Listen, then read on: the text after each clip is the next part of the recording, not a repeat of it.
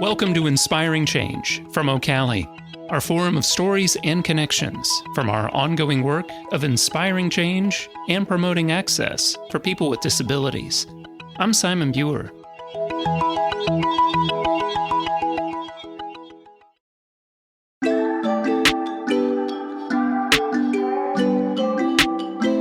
When I was 12, I didn't know about disability. I didn't know how to play with a boy like my son.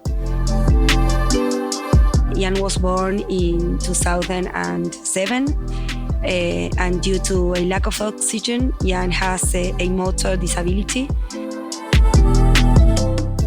Not only that we had to work with inclusion, not only that we had to manage this angriness, but also to be active in this way to get to society and to make society get involved. And we decided as a family to live like turning angriness into action.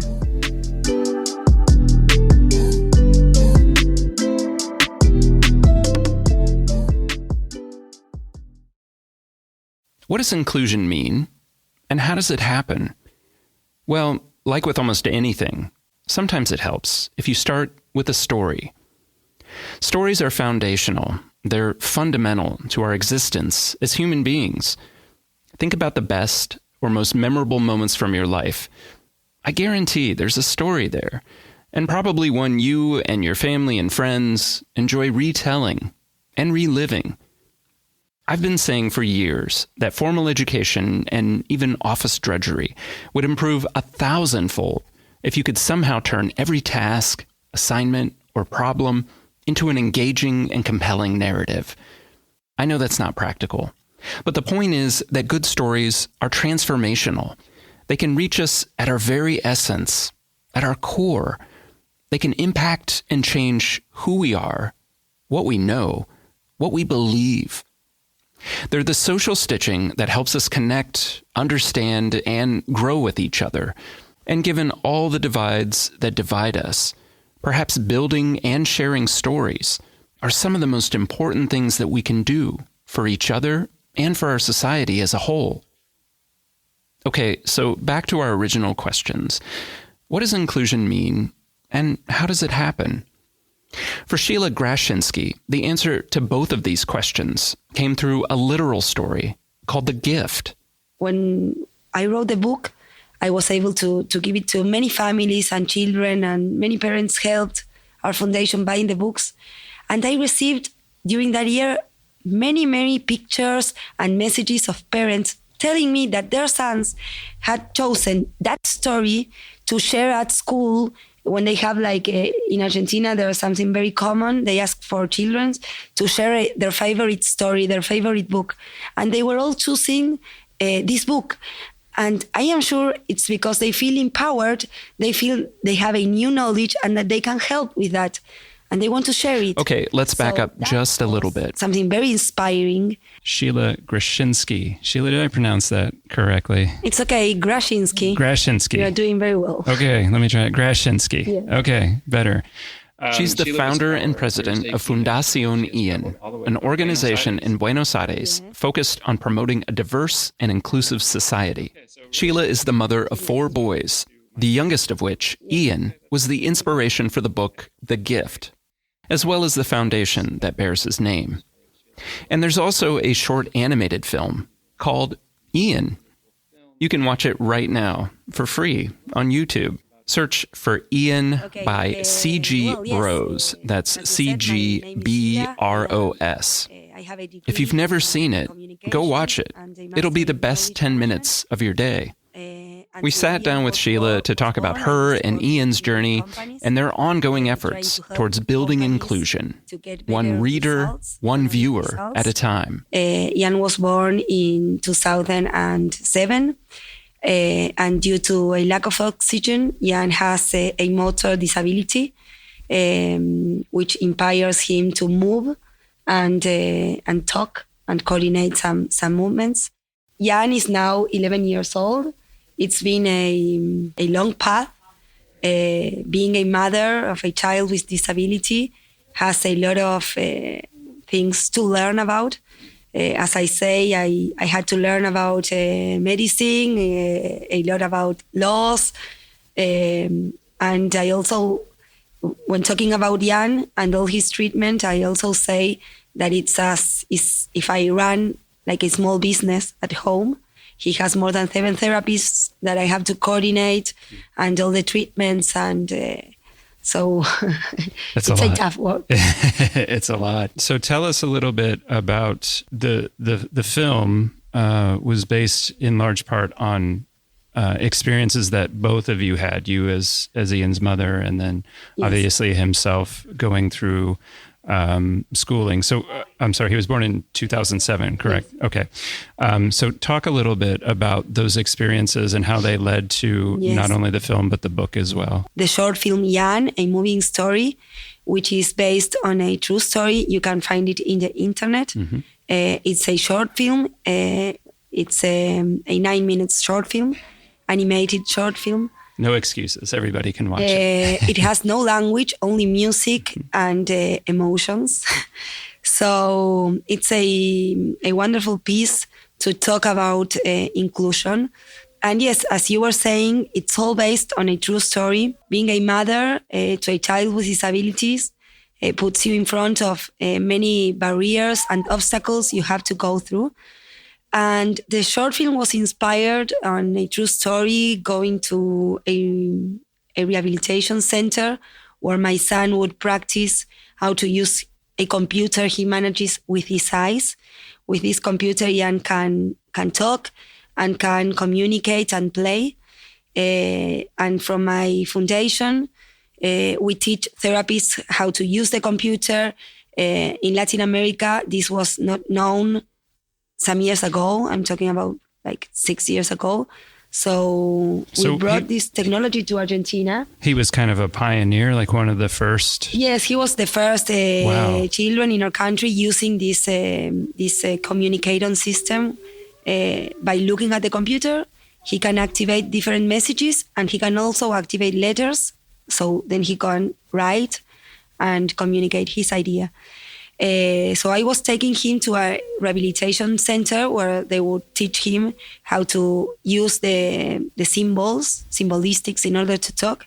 And in front of that center, there's a school, a primary school. And the first time I took Jan, I could hear some children behind a window laughing at Jan's disability. Of course, at Jan's and many other children that were getting to the treatment center.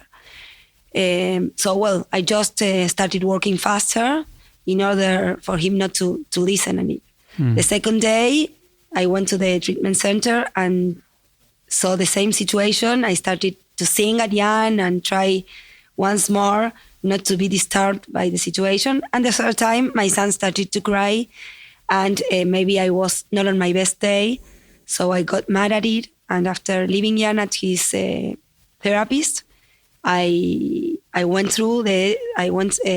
crossed the street and knocked the door into the school. I was very angry. I wanted to speak with the principals. And in my head, I remember I had many ideas and insults and not happy things thinking. And I waited for the principals to come, like 5 minutes, which I think that were transforming for me.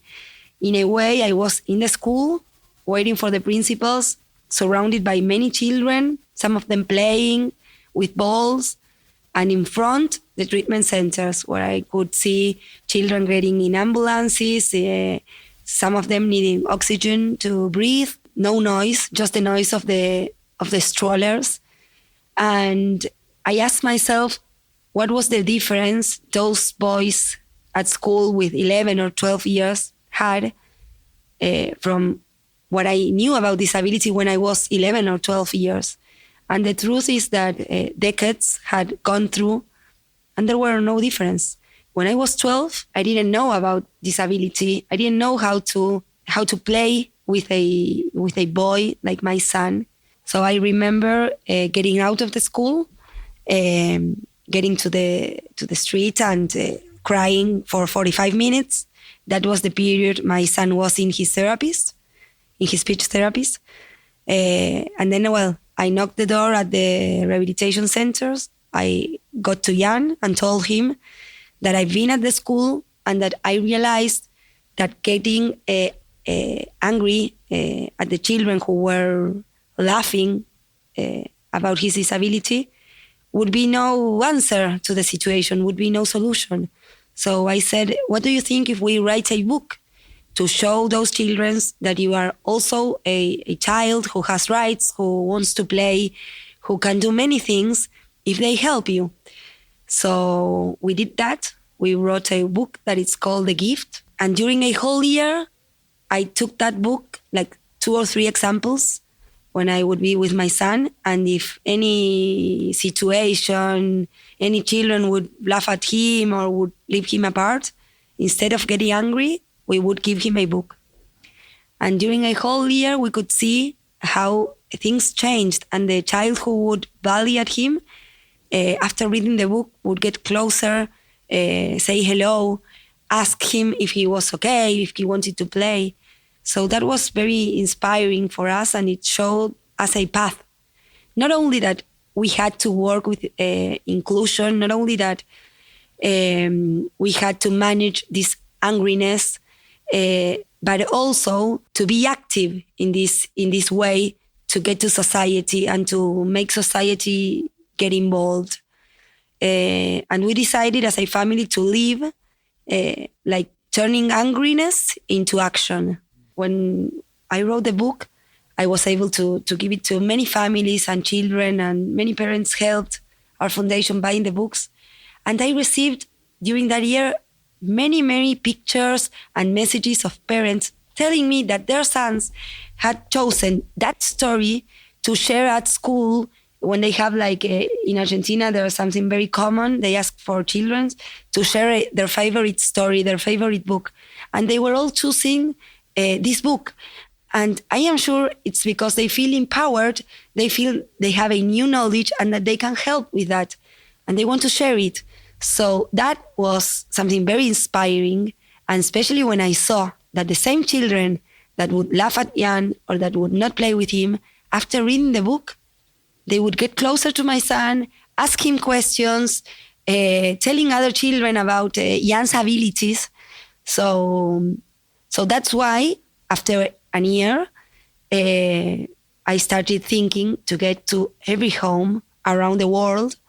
And today with children that they are so active with technology and like in this, to processing the information in this format, you would say in this way, I thought about creating a short film. And that's how Jan, a moving story, was born. And it's based on a true story. It's the story behind the book. Mm-hmm. It's the story that made us write the book.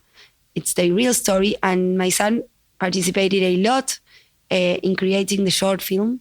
I will always remember that the producers, the short film producers, asked me if they could have some points of view of Jan, how he felt that moment, what he would like the message to be. And Jan said that he felt he would love to being able to fly, so he could go and hug the children that were bawling at him and tell them that it's not that he didn't want to play, it was that he couldn't. But if they help him, he would be able. We are all made of little pieces of our own experience, of our own lives, experiences.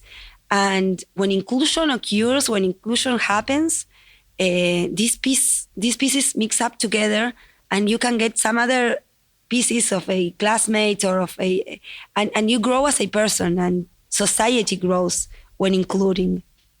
I always say that the short film opens doors to talk about inclusion, and it's a beginning point. It gets to emotions. So it provokes children and teachers to go and reach the information through emotions, which is quite different as studying something or having to read about disabilities. You touch emotion and you provoke the desire to know more. children without any kind of disability raising up the hand and saying, many times I feel like Jan. So imagine. Well, it's a universal story. I mean, I don't think it's limited to disability. Exactly. And that's, I mean, we talk about community. I mean, that's what we mean, right? Community is all of us, and we see ourselves in Ian, and Ian is part of who we are.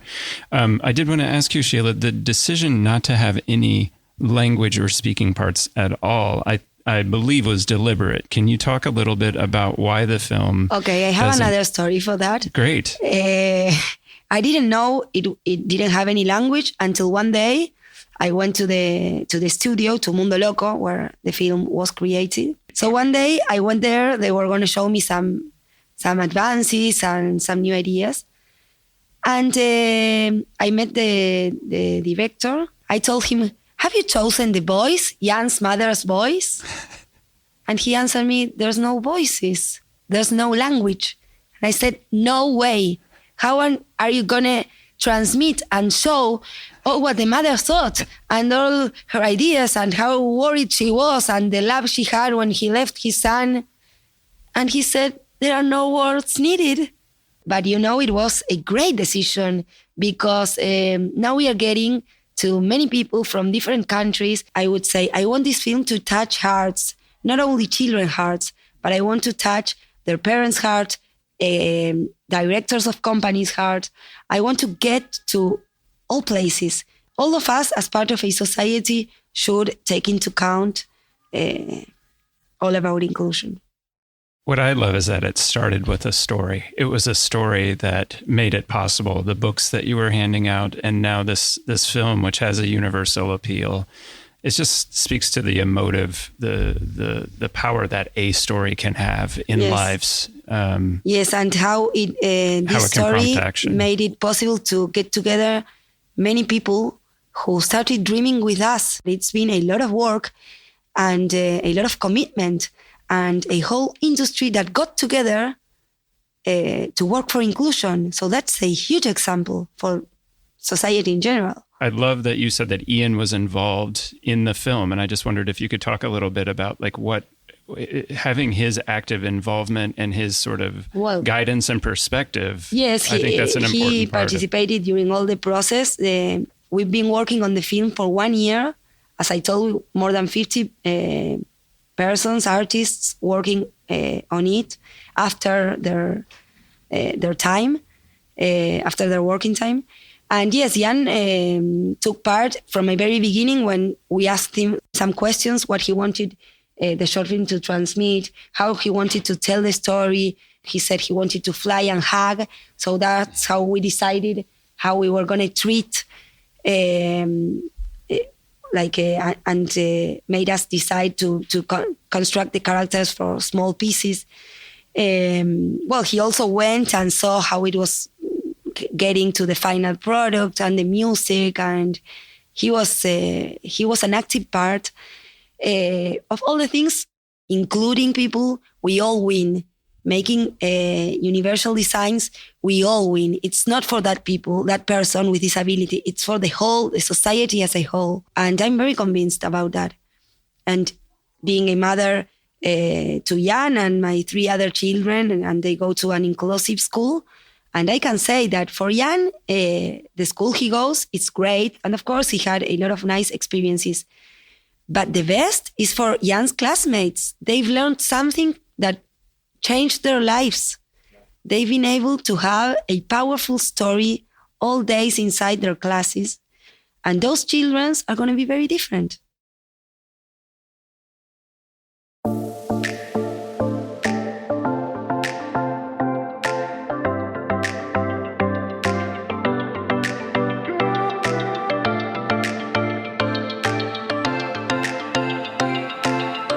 That was a conversation with Sheila Grashinsky, President and CEO of Fundación Ian, an organization in Buenos Aires, Argentina, focused on promoting a diverse and inclusive society. You can learn more about their work and ongoing efforts at fundacionian, all one word, .com. And that's FUNDACION, ionian.com. As you could probably guess, the native site is in Español, but most web browsers have free translation tools or plugins that will translate it into English. And again, you can watch Ian, the short animated film, on YouTube. Search for Ian, I-A-N, by C.G. Bros. That's C-G-B-R-O-S. Thanks again to Sheila for sharing her and Ian's story with us, and for their continued and tireless efforts to promote a diverse and inclusive society. You're listening to Inspiring Change from OCALI, our forum of stories and connections from our ongoing work of inspiring change and promoting access for people with disabilities. Be sure to subscribe to Inspiring Change wherever you get your podcasts. And if you or someone you know needs an accessible version of this podcast, you can find the transcript at ocali.org/podcasts or wherever you get your podcasts. Also, be sure to check out our sister podcast, From My Perspective, hosted by my colleague and friend, Jen Bavery, from the Family and Community Outreach Center here at OCALI. Thanks again for listening to Inspiring Change, because the need for change is everywhere, and inspiration can come from anywhere. I'm Simon Buer. See you soon.